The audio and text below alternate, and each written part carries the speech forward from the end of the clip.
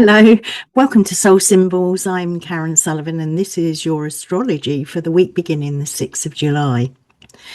So this week we've got an awful lot moving beneath the surface. There's probably going to be louder claims, stronger opinions out there, sudden shifts in the information, and a growing sense that questions of power, leadership, and the future are becoming hard to avoid. So why is that? Well, Jupiter has just entered Leo and it's beginning to move towards an opposition with Pluto in Aquarius. Jupiter will be there for a year until next June, July. So it's an applying conjunction, so a little early in the story, but we're already going to be able to feel the pressure building. And at the same time, the sun, who rules Leo, is in Cancer, exactly squaring Saturn in Aries, and Neptune is stationed in retrograde. And we will arrive at that last quarter moon close to Saturn by the end of the week. So we got a big mixture here. We've got that expansion and contraction. We've got big visions and hard limits, the desire to act and the need to stop, assessing and making clear decisions about what is actually worth our energy. So a lot of paradoxes we may be holding this week. And the central question for the week can be when power, certainty, and the desire to shape the future are being magnified. And what is it that we need to stop feeding in order to remain connected to what is real? So as I said, Jupiter here has only just entered Leo, the sign of the sun. So Leo is that solar territory, visible, public, creative, associated with kingly energy, concerned with leadership, recognition, courage, and questions of who or what is taking centre stage. So wherever Jupiter is, it tends to enlarge whatever it's touching. And in Leo, it can enlarge confidence, generosity, our creative vision, or the willingness to stand something. So it can bring more energy around leadership, public figures, a cultural confidence, personal ambition, our desires to make an impact in the world. So there's a warmth to Jupiter in Leo when it's working well. So it can remind us that our lives just need courage, and life needs people willing to create, to take responsibility for their gifts and express the visions that they're holding and bring some heart into the places where have become cold or overly cynical, which is easy to do in the atmosphere we live in at the moment. Jupiter is entering Leo and it will be in its own bound. So it's got a measure of authority as it begins this transit. It's coming into the sun's temple, but it's got some jurisdiction of its own, being in its own bounds. So there might be a sense this week of new visions starting to gather force, or a renewed desire to take up some space in an area of our lives. But Jupiter is moving towards that opposition with Pluto in Aquarius, and that is going to change the atmosphere considerably. Pluto in Aquarius is speaking to collective power.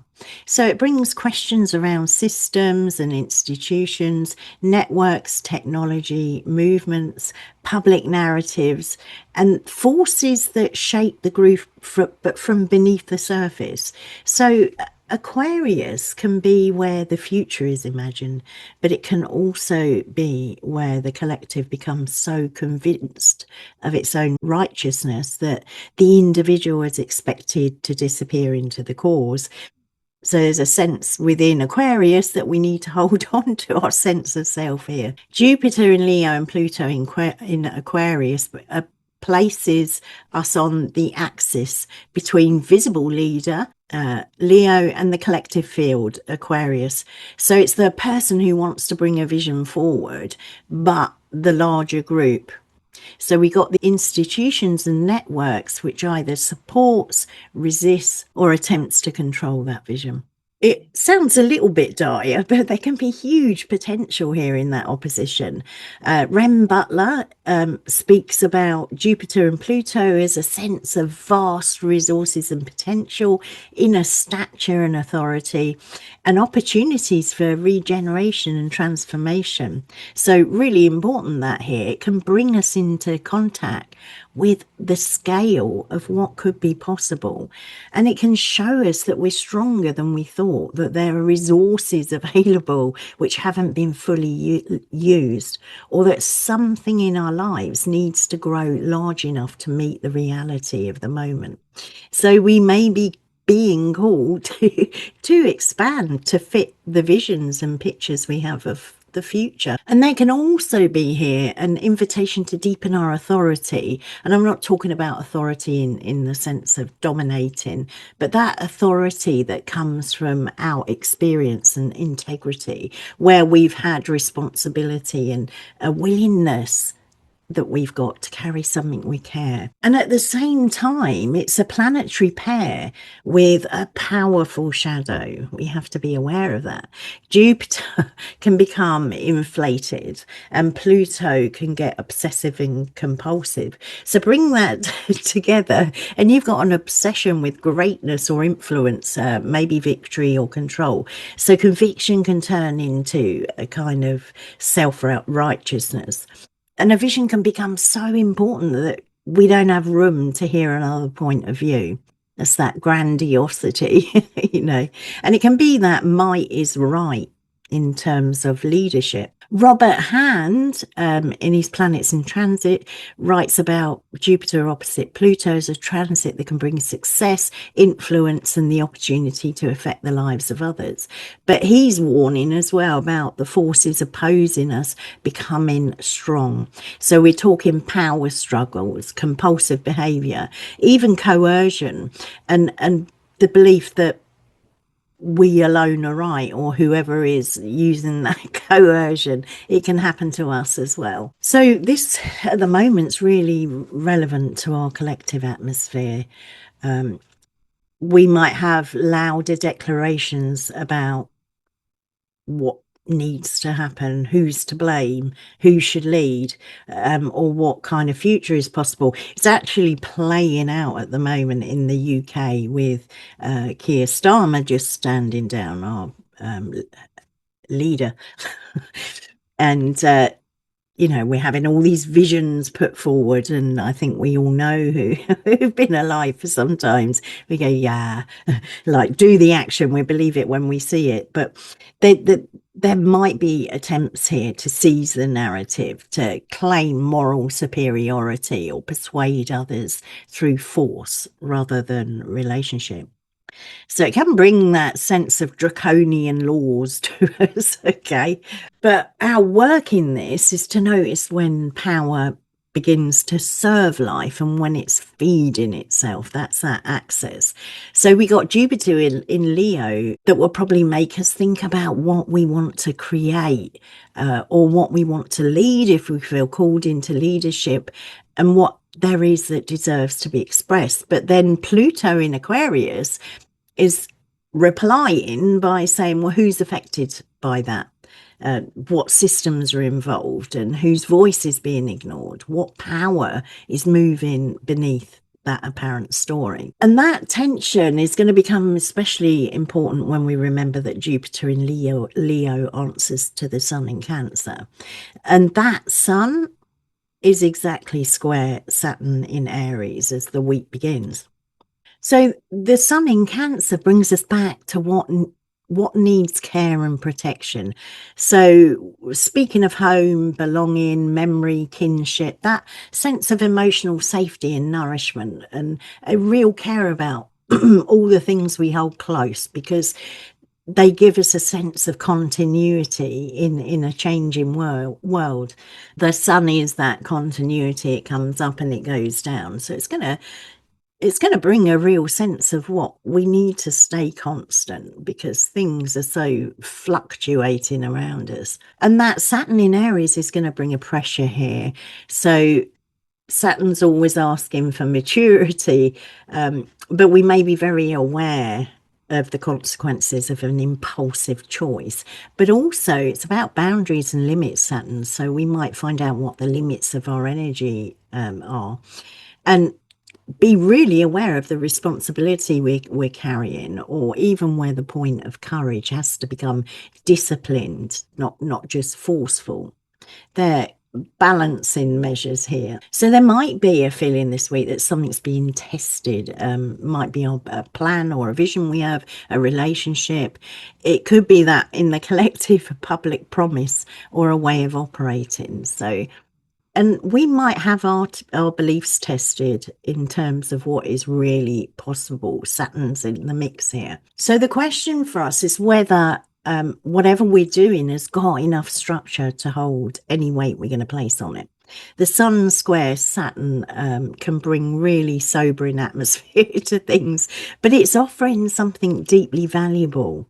So it can help us to see where we've overextended ourselves, or our emotional needs have become entangled with a demand for certainty. We often want that certainty, don't we? And it can be, we can see where our obligations or an obligation needs to be renegotiated. Or maybe we're trying to sustain something which hasn't got the support that it requires to carry it. So all those things can become apparent this week. And at this point is the last quarter moon, here it is going to become the heart of the week. The moon's moving into Aries, and that's coming really close to Saturn as it forms a square to that Cancer sun there. The last quarter moon is that pruning phase of the lunar cycle. So that full moon in Capricorn last week, there is a Friday Muse about that. I'll put the link up there. But that showed us something. It probably brought something to light or revealed a consequence, clarified a relationship. It might have exposed a tension or made it harder to look away from what's real. That last quarter moon is asking us now what we want to do with that knowledge that was revealed or illumined at the full moon. So there might be something that needs to be simplified or reduced. We just might need to name something plainly, cut it back and not feed it with our attention and energy. So the moon in Aries can be direct and instinctive here. It's Mars's temple, but Saturn will want that directness to be mature, considered, and for us to be accountable for our directness. And in the free offering I gave over on the portal, I'll put the link down below. It was the Gemini cycle, the full moon in Capricorn. I bought in the mythic doorway for each phase, and it was Artemis, the goddess Artemis. So she's the wild lunar protector. Okay, so she's got real sovereignty, and she's instinctive and deeply attuned to her body's knowing. So she's the goddess who guards that threshold of the untamed self. She's knowing when something has come too close, when a boundary's been crossed, and when that life force has been pulled away from whatever is living and essential. So she's that goddess with the bow and arrow. She's got a good shot. So her wisdom's clean. She brings in an energetic where we don't need endless justification in order to recognize that something is harmful, invasive, draining, or no longer right. In a week when that Jupiter and Pluto are beginning to magnify questions of power, that can be our own power or others' power, and that influence and competing stories, Artemis is asking a quieter, much more intimate question about where our energy is being recruited by something that doesn't deserve it. Okay, she'll put the threshold up and she'll retain the energy. So that myth is a good one to look at this last quarter moon. And yeah, what do I mean about that? It could be a conflict or an old emotional narrative. So it could also be demands, external demands that we've internalized. It could be as simple as that need to keep explaining ourselves, justifying ourselves, or a pattern of giving attention to what's, shouting the loudest, what or who is shouting the loudest, and is that constant cycle of reactivity and endless consuming. So those things may be highlighting, because Artemis at this last quarter moon is protecting the living self. She's reminds us that a boundary can be an act of devotion to life force. So that is the necessary cut of that last quarter moon. But it's a conservation. If we look at gardening, pruning allows that living structure. We're pruning back to receive more light, air, nourishment. So it clears what's been overgrown, exhausted, or out of proportion. And that allows the plant to direct its energy towards what can fruit.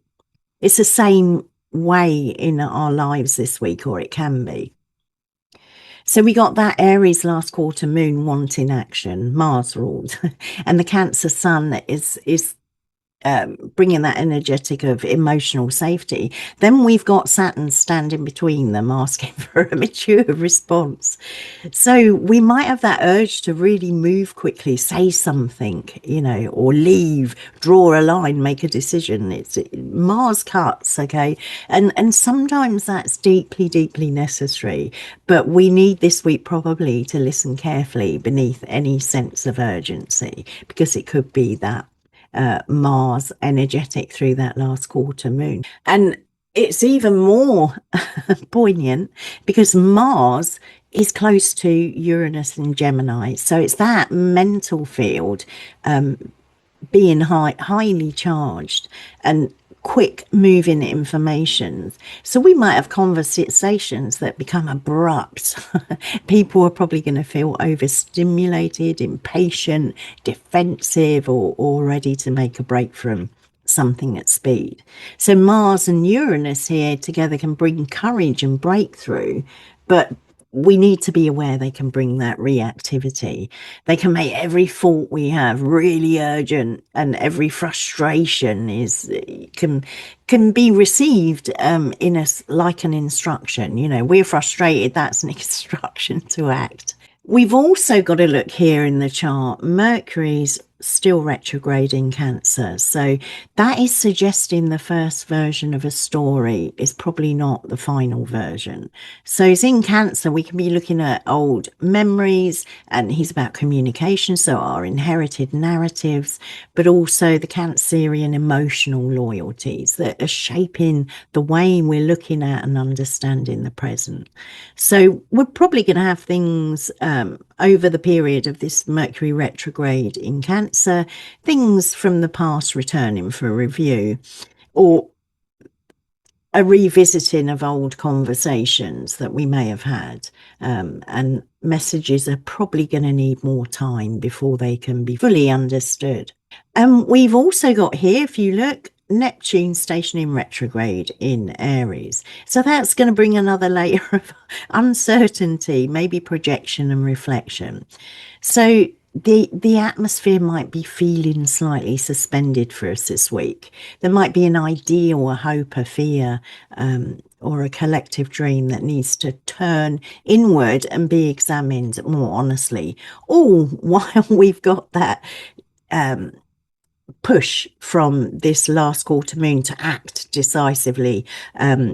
But we probably need to distinguish between those true instincts and a reactive impulse. That can all be in the air. So a true instinct, how do we distinguish? A true instinct can be really firm, okay? It can draw a real clear boundary. So it might ask us to walk away, simplify, or stop negotiating, or maybe take a practical action that protects what matters. But an instinct tends to return us to ourselves. And the reactive impulse, which is going to be charged this week, this reactiveness, it can come from agitation. It often, reactive on impulses, I'm trying to think, it often makes us want someone else to feel that urgency, and it's often trying to seek immediate relief and victory or certainty, so it can leave us more entangled than before. So yeah, it's bringing us back, it's solving outward reactive, and instinct is more about bringing us back to ourselves. And going back to that Artemis myth and energetic there, she'll help us listen for the difference. Okay, as Jupiter in Leo begins to oppose Pluto in Aquarius, we can see we probably will be seeing questions of leadership, influence, the wealth, collective power, and public belief becoming more pronounced. But probably the deeper work of the week is going to be a lot less dramatic than what's going on the world stage out there. It will probably be a quiet act of refusing to hand over our life force to whatever's shouting loudest.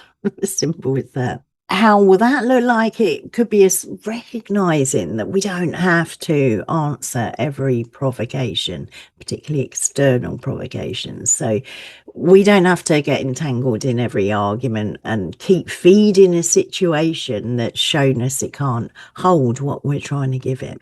Okay, we need to make those distinctions.